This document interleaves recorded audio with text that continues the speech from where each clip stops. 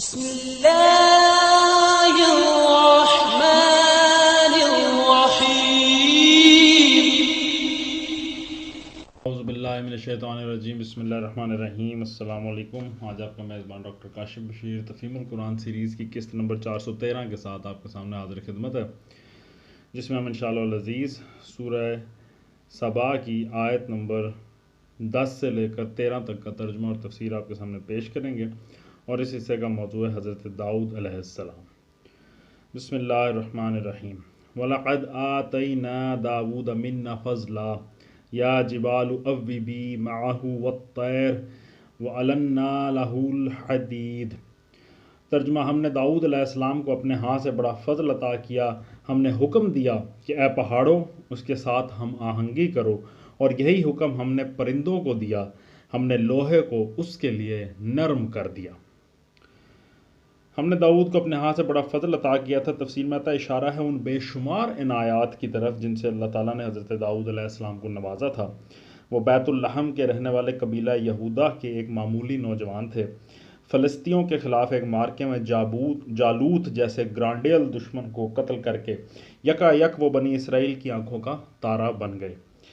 اسی واقعے سے ان کا عروج شروع ہوا، یہاں تک کہ طالوت کی وفات کے بعد پہلے وہ جبرون موجودہ الخلیل میں یہودیہ کے فرما روا بنائے گئے۔ اسی واقعے نے ان کا عروج شروع ہوا، یہاں تک کہ طالوت کی وفات کے بعد پہلے وہ حبرون موجودہ الخلیل میں یہودیہ کے فرما روا بنائے گئے۔ پھر چند سال بعد تمام قبائل بنی اسرائیل نے مل کر ان کو اپنا بادشاہ منتخب کیا، اور انہوں نے یروشلم کو فتح کر کے اسے دولت اسرائیل کا پایا تخت بنایا۔ یہ انہی کی قیادت تھی جس کی بدولت تاریخ میں پہلی مرتبہ ایک ایسی خدا پرست سلطنت وجود میں آئی جس کے حدود خلیج عقبہ سے دریائے فرات کے مغربی کناروں تک پھیلے ہوئے تھے۔ ان عنایات پر مزید وہ فضل خداوندی ہے جو علم و حکمت، عدل و انصاف اور خدا ترسی و بندگی حق کی صورت میں ان کو نصیب ہوا۔ اس کے بعد آیت میں آتا ہے کہ ہم نے حکم دیا کہ اے پہاڑوں اس کے ساتھ ہم آہنگی کرو، اور یہی حکم ہم نے پرندوں کو دیا۔ اس حوالے سے سورہ انبیاء کی آیت نمبر 79 میں خاصا ذکر آ چکا ہے، جس طرح سے ان چیزوں کو اللہ تعالیٰ نے ان کے تابع کر دیا تھا۔ ان اعمل سابغات وقدر فی السرد واعملوا صالحا انی بما تعملون بصیر۔ ترجمہ: اس ہدایات کے ساتھ کہ زرہیں بنا اور ان کے حلقے ٹھیک اندازے پر رکھ، اے آل داؤد نیک عمل کرو، جو کچھ تم کرتے ہو اس کو میں دیکھ رہا ہوں۔ تفسیر میں آتا ہے کہ اس حوالے سے بھی، یعنی یہ جو لوہے کو اللہ تعالیٰ نے ایک حکم دے دیا تھا کہ یہ ہدایت دے دی تھی کہ اس کی زرہیں بنیں اور ان کے حلقے ٹھیک اندازے پہ رکھے جائیں، اور لوہا ان کے لیے نرم کر دیا گیا، یہ بھی اللہ تعالیٰ کی ایک کمال عنایت تھی ان پہ۔ وَلِسُلَيْمَانَ الرِّيحَ غُدُوُّهَا شَهْرٌ وَرَوَاحُهَا شَهْرٌ وَأَسَلْنَا لَهُ عَيْنَ الْقِطْرِ وَمِنَ الْجِنِّ وَمَنْ يَعْمَلُ بَيْنَ يَدَيْهِ بِإِذْنِ رَبِّهِ وَمَنْ يَزِغْ مِنْهُمْ عَنْ أَمْرِنَا نُذِقْهُ مِنْ عَذَابِ السَّعِيرِ۔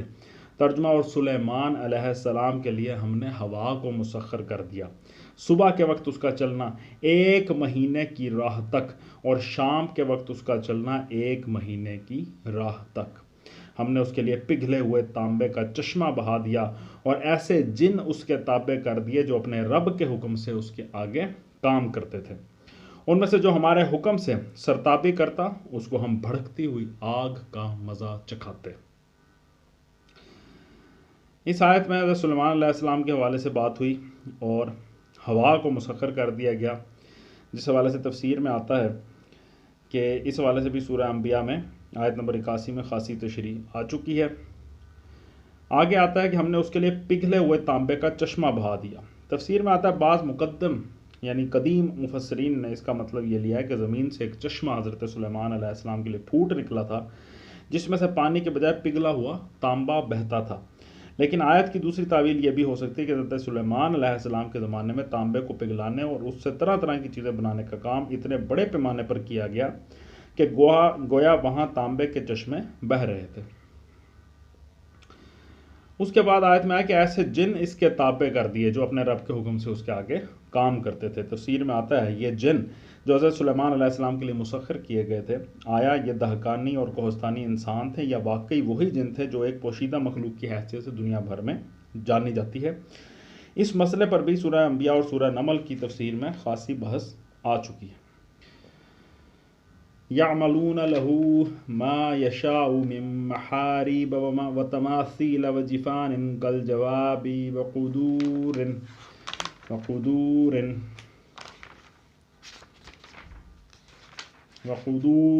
راسيات اعملوا آل داود شكرا وقليل من عبادي الشكور۔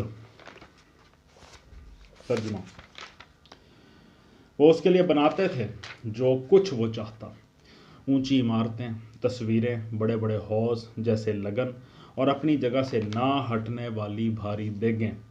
اے آل داؤد، عمل کرو شکر کے طریقے پر، میرے بندوں میں کم ہی شکر گزار ہیں۔ آیت کے آغاز میں آیا تصویریں بناتے تھے، اونچی عمارتیں بناتے تھے، یعنی جو وہ چاہتے تھے وہ بنتا تھا۔ تصویروں کے حوالے سے خاصی مفصل تفسیر آئی ہے جو ہم آپ کے سامنے پیش کریں گے۔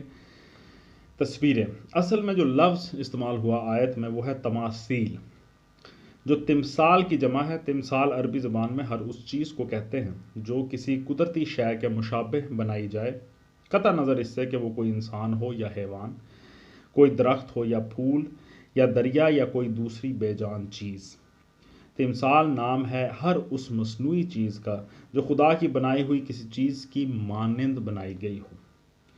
تمثال ہر اس تصویر کو کہتے ہیں جو کسی دوسری چیز کی صورت کے مماثل بنائی گئی ہو، خواہ وہ جاندار ہو یا بے جان۔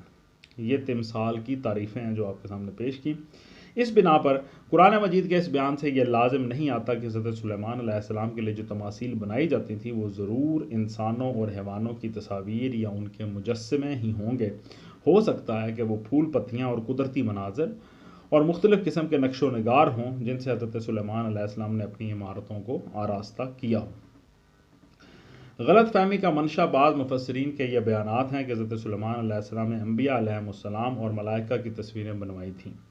یہ باتیں ان حضرات نے بنی اسرائیل کی روایات سے اخذ کی اور پھر ان کی توجیہ یہ کہ پچھلی شریعتوں میں اس قسم کی تصویریں بنانا ممنوع نہ تھا، لیکن ان روایات کو بلا تحقیق نقل کرتے ہوئے ان بزرگوں کو یہ خیال نہ رہا کہ حضرت سلیمان علیہ السلام جس شریعت موسوی کے پیرو تھے اس میں بھی انسانی اور حیوانی تصاویر اور مجسمے اسی طرح حرام تھے جس طرح شریعت محمدیہ صلی اللہ علیہ وآلہ وسلم میں حرام ہیں۔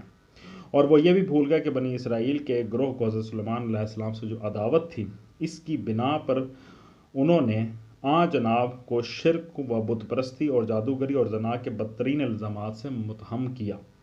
اس لیے ان کی روایات پر اعتماد کر کے اس جلیل القدر پیغمبر کے بارے میں کوئی ایسی بات ہرگز قبول نہیں کرنی چاہیے جو خدا کی بھیجی ہوئی کسی بھی شریعت کے اصول کے خلاف پڑتی ہو۔ یہ بات ہر شخص کو معلوم ہے کہ حضرت موسیٰ علیہ السلام کے بعد حضرت عیسیٰ علیہ السلام تک بنی اسرائیل میں جتنے انبیاء علیہ السلام بھی آئے ہیں وہ سب تورات کے پیرو تھے، اور ان میں سے کوئی بھی نئی شریعت نہیں لایا تھا جو تورات کے قانون کی ناسخ ہوتی۔ اب تورات کو دیکھیے تو اس میں بار بار بصراحت یہ حکم ملتا ہے کہ انسانی اور حیوانی تصویریں اور مجسمے قطعاً حرام ہیں، جیسے کہ خروج باب نمبر 20 اور آیت نمبر 4 میں آیا کہ تو اپنے لیے کوئی تراشی ہوئی مورت نہ بنانا، نہ کسی چیز کی صورت بنانا جو اوپر آسمان میں یا نیچے زمین پر یا زمین کے نیچے پانی میں ہے۔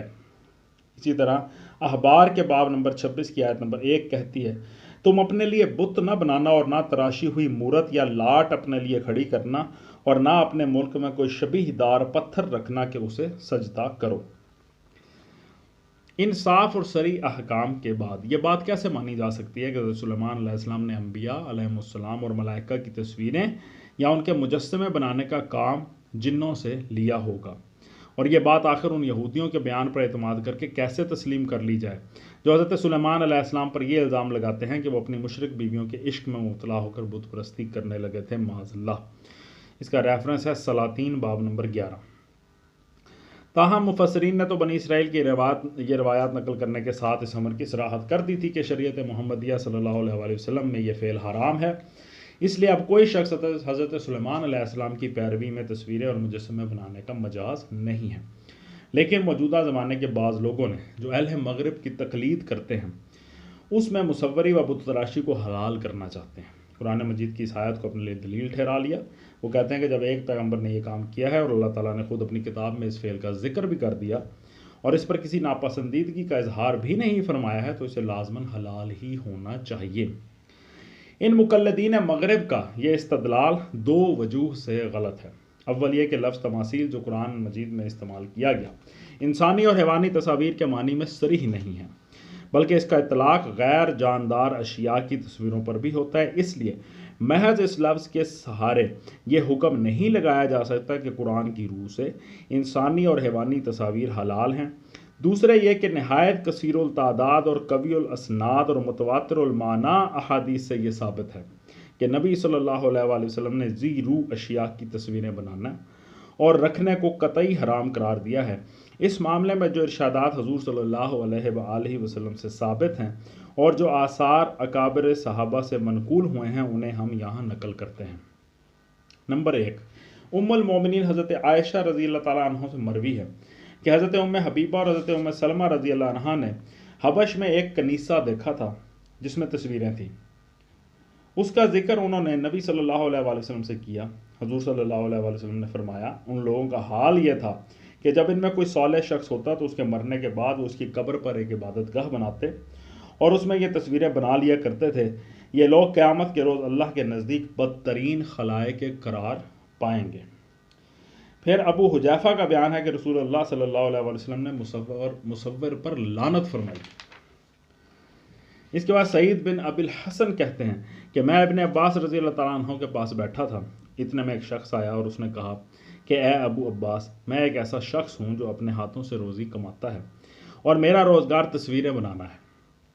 ابن عباس رضی اللہ تعالیٰ عنہ نے جواب دیا کہ میں تم سے وہی بات کہوں گا جو میں نے رسول اللہ صلی اللہ علیہ وآلہ وسلم کو فرماتے سنی ہے۔ میں نے حضور صلی اللہ علیہ وآلہ وسلم سے سنا ہے کہ جو شخص تصویر بنائے گا اللہ اسے عذاب دے گا اور وہ اسے نہ چھوڑے گا جب تک وہ اس میں روح نہ پھونکے اور وہ کبھی روح نہ پھونک سکے گا۔ یہ بات سن کر وہ شخص سخت برا فروختہ ہوا اور اس کے چہرے کا رنگ زرد پڑ گیا۔ اس پر ابن عباس رضی اللہ تعالیٰ عنہ نے کہا بندہ خدا، اگر تجھے تصویر بنانی ہی ہے تو اس درخت کی بنا یا کسی ایسی چیز کی بنا جس میں روح نہ ہو۔ عبداللہ بن مسعود رضی اللہ تعالیٰ عنہ کہتے ہیں کہ نبی صلی اللہ علیہ وسلم نے فرمایا قیامت کے روز اللہ کے ہاں سخت ترین سزا پانے والے مصور ہی ہوں گے۔ عبداللہ بن عمر رضی اللہ تعالیٰ عنہ نے بیان کیا کہ رسول اللہ صلی اللہ علیہ وسلم نے فرمایا جو لوگ یہ تصویریں بناتے ہیں ان کو قیامت کے روز عذاب دیا جائے گا، ان سے کہا جائے گا کہ جو کچھ تم نے بنایا ہے اسے زندہ کرو۔ حضرت عائشہ رضی اللہ تعالیٰ عنہ فرماتی ہیں کہ ایک مرتبہ رسول اللہ صلی اللہ علیہ وآلہ وسلم میرے ہاں تشریف لائے اور میں نے ایک پردہ لٹکا رکھا تھا جس میں تصویر تھی۔ آپ صلی اللہ علیہ وآلہ وسلم کے چہرے کا رنگ بدل گیا، پھر آپ نے اس پردے کو لے کر پھاڑ ڈالا اور فرمایا قیامت کے روز سخت ترین عذاب جن لوگوں کو دیا جائے گا ان میں سے وہ لوگ بھی ہیں جو اللہ کی تخلیق کے مانند تخلیق کی کوشش کرتے ہیں۔ ابن عباس رضی اللہ تعالیٰ عنہ ابو طلحہ انصاری سے روایت کرتے ہیں کہ نبی صلی اللہ علیہ وآلہ وسلم نے فرمایا ملائکہ یعنی ملائکہ رحمت کسی ایسے گھر میں داخل نہیں ہوتے جس میں کتا پالا ہوا ہو اور نہ ایسے گھر میں جس میں تصویر موجود ہو۔ ان روایات کے مقابلے میں کچھ روایتیں ایسی بھی پیش کی جاتی ہیں جن میں تصاویر کے معاملے میں رخصت پائی جاتی ہے۔ مثلاً ابو طلحہ رضی اللہ تعالیٰ انصاری کی ہی ایک روایت ہے کہ جس کپڑے میں تصویر کڑھی ہوئی ہو اس کا پردہ لٹکانے کی اجازت ہے، ریفرنس ہے بخاری کتاب اللباس۔